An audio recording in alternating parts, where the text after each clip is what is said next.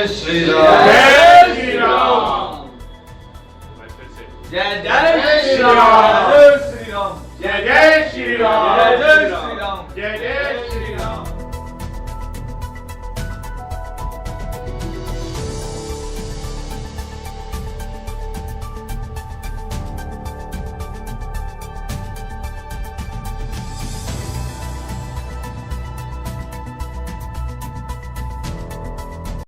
आज 6 दिसंबर है और साथ ही शौर्य दिवस भी है।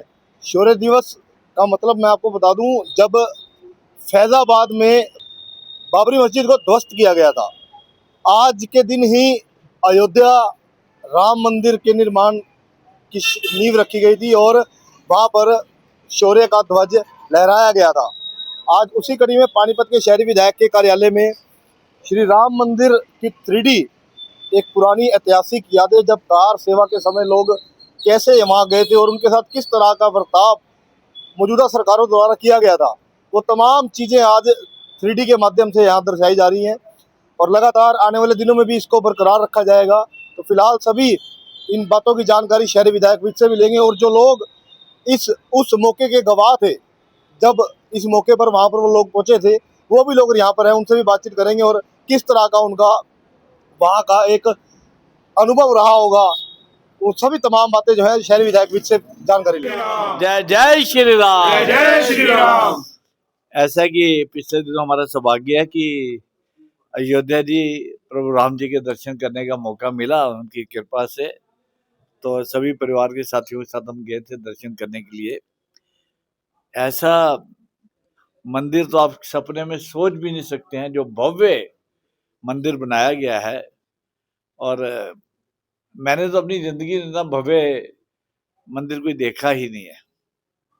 और वहां पर प्रभु की कृपा से अभी पिछले दिनों आपको मालूम ही है कि माननीय प्रधानमंत्री नरेंद्र मोदी जी गए थे और जो झंडा लहराया गया मंदिर के शिखर के ऊपर, और वहां जो निर्माण की गति आप देखेंगे तो चारों तरफ निर्माण चल रहा है मंदिर का। पहले तो प्रभु राम जी की मूर्ति की प्रतिष्ठा की गई थी।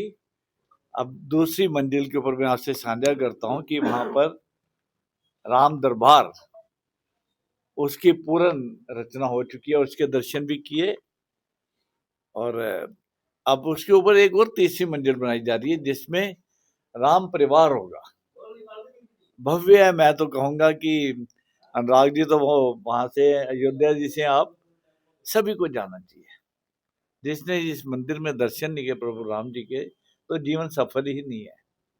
और मैं तो उन कार सेवकों का धन्यवाद करना चाहूंगा जिन्होंने ऐसी विकट परिस्थितियों में इस मंदिर के निर्माण में, शुरुआत वहीं से होती है, जो योगदान किया। और आप सब भी जरूर जाइए। तो जब हम इस बार परिवार के साथ 3 दिन वहां रहे तो पूरे अयोध्या जी के दर्शन किए। तो वहां पर एक कंपनी है जो दर्शन करवाती है आपको वर्चुअली, जो अभी आप देख रहे थे ना, वर्चुअल दर्शन। तो कई लोग बुजुर्ग हैं, हमारे माताएं बहनें बुजुर्ग हैं, नहीं जा सकते वो, तो उनके लिए व्यवस्था मैंने अपने कार्यालय में की है। ये 12 मिनट की टोटल ये वर्चुअल दर्शन है प्रभु राम जी के, पूरे अयोध्या जी के। तो ये सुबह हम लगभग 10:30 बजे रोज यहाँ पे मेरे कार्यालय में शुरू होगा कार्यक्रम और शाम को 5 बजे तक। तो जिन्होंने, हाँ जी, आज आपने अपने ऑफिस को भी श्री राम मंदिर का भाई प्रभु राम जी की कृपा जी, सारा साल उनके, हम तो इसमें उनकी कृपा से बैठे हुए हैं जी। और शौर्य दिवस के उपलक्ष्य पे ये शुरू किया, 6 दिसंबर भी है, जी जी जी जी, नहीं मन में ये था कि ये तो सहयोग के लिए अब कि ऐसा हुआ, नहीं तो मन में ये है कि जो लोग अयोध्या जी नहीं जा सकते, बहुत बुजुर्ग हैं, उनके लिए व्यवस्था, और जो वैसे भी दर्शन करने जाए सबका स्वागत है। तो मैं आपसे साझा कर रहा था कि सुबह 10:30 बजे शुरू हुआ करेगा रोज और शाम को 5 बजे तक 12 मिनट की ये रील है। तो और हमारे पास 5 वर्चुअल सेटअप हैं यहाँ पर। तो आप ये देखिए कि 1 घंटे में समझता हूँ कि अगर 4 बार भी हम चलाएंगे, 60 मिनट है, 5 बार तो नहीं चल पाएगा, चेंज भी करना पड़ता है, तो 4 बार तो 20 लोग 1 घंटे में इसके दर्शन कर पाएंगे। ऐसी व्यवस्था हमने यहाँ पे की है।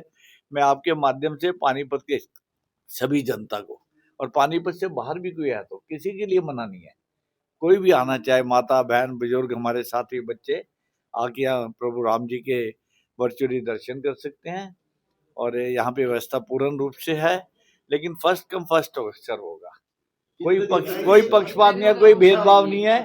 जो पहले आएगा पहले वो दर्शन करेगा।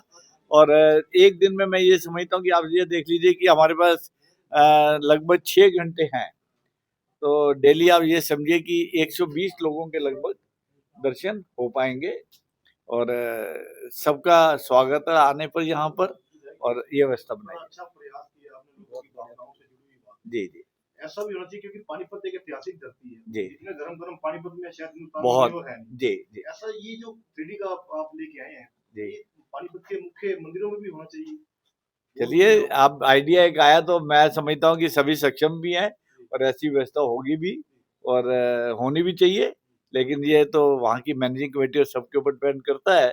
तो मैं तो ये चाहूंगा ज्यादा से ज्यादा लोग प्रभु राम जी के दर्शन करें, और इसलिए व्यवस्था की है, और सबके लिए ओपन है, कोई भी आ सकता है। कितने दिन तक चलेगा? ये चलता रहेगा, प्रभु राम जी के दर्शन दिखते रहेंगे, लोग आते रहेंगे, चलता जो रहेगा। पूरा प्लेन करके आए थे, और ईंट तक का अगर कोई एक रोड़ा भी है वहाँ बाकी नहीं छोड़ा था। और बड़ी दूर दूर से महिलाएं थी, यंग थे, और बहुत ऐसे वो थे जिनकी भाषा भी समझ में नहीं आती थी, और बहुत ऐसा एक वानर सेना की तरह ऐसे उनमें बैरिकेड और ये वो लगा रखे थे, जो अयोध्या में क्या वहाँ पे जा भी नहीं सकता था, ऐसा उन्होंने बंदोबस्त किया हुआ था। लेकिन अपने जो संघ के ऐसे कार्यकर्ता थे जो राम भक्त थे, उन्होंने इस चीज़ की कोई परवाह नहीं की, और कोई हथियार नहीं लेके गए थे। वो बताते हैं हथियार लेके गए, कोई हथियार नहीं लेके गए थे। वहीं से उनके जो बैरिकेड लगाए हुए थे, पाइप वगैरह, पंप वगैरह, उन्हीं को तोड़ा और उन्हीं के हथियार बनाए, और उन्हीं से उन्होंने वानर सेना की तरह और ऊपर चले गए। जो उनकी पुलिस की चौकी थी, जब ऊपर कुछ शमशेख पहुंचे, उन्होंने उस चौकी को ऐसे उठा दिया जैसे कोई खिलौना है, और वहां से वो गिरते हुए ऐसे आई कि जैसे उनका ये पता ही नहीं लगा। ऐसा सा दृश्य जिंदगी में हमने कभी नहीं। आज 3D के जरिए वो पुरानी दृश्य को आपको ताजा कराया, क्या लगता है कि जब ये मंजर सामने आता है, आप फिर देखते हैं अपनी आंखों से, क्या अनुभूति महसूस होती है? देखो, अनुभूति तो यही है, जो जैसे हमें बताया गया था, जो हमारे मार्गदर्शक थे वो बहुत बढ़िया थे। उन्होंने हमें बताया कि संघ के उसमें जो हमारे जो शमशेख रहे हैं, तो उनको देखते हुए कि उनके मानसिकता देखते हुए कि मन गदगद हो गया था, क्योंकि ऐसे महिलाएं भी थी, यंग भी थे, बच्चे तक भी थे, जो अपने घर को छोड़ के, मैं खुद कहता हूँ मेरा बेटा भी छोड़ने के आया था, वो 4 साल का था, और आज वो 35 साल का है। कल्याण सिंह की बढ़िया सरकार थी। कल्याण सिंह ने ऑर्डर भी किया था, जब ध्वस्त कर रहे थे कि ये काम गलत है, ठीक नहीं है, इसको रहने दो, लेकिन कार सेवक मानने वालों में नहीं थे, क्योंकि सरयू नदी से रेत लेके एक गड्ढे में डालना था और कहते तुम्हारी कार सेवा पूरी हो गई। लेकिन ऐसा उन्होंने नहीं कहा कि हम इतनी दूर से आए, हम या तो हम नहीं या फिर ये ढांचा नहीं। ऐसा सा मन में उनके जोश था और आवेश था, कितना वो था कि मैं बता नहीं सकता। आज भी मतलब घर वाले उस दृश्य को या देखते हैं तो बड़ा वो महसूस करते हैं जब हम वहां से। मेहरचंद पाल। उस समय का जो दृश्य था बड़ा रोमांचकारी दृश्य था। वहां पर बहुत लाखों कार सेवक जो है वहाँ इकट्ठे हुए थे, और गुंबद को जहाँ वो बना हुआ था, ढांचा बना हुआ था, जो ढांचा, तो उसको ये था कि ये गिरेगा ही गिरेगा, ये उससे एक संकल्प सा था एक तरह सा।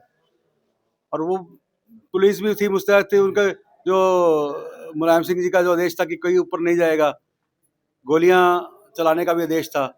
उस समय एक गोली मेरे पास भी यहाँ से, मेरे पास होते हुए यहाँ से निकल गई थी। उस समय में निशान भी है अभी भी उस समय की गोली के निशान।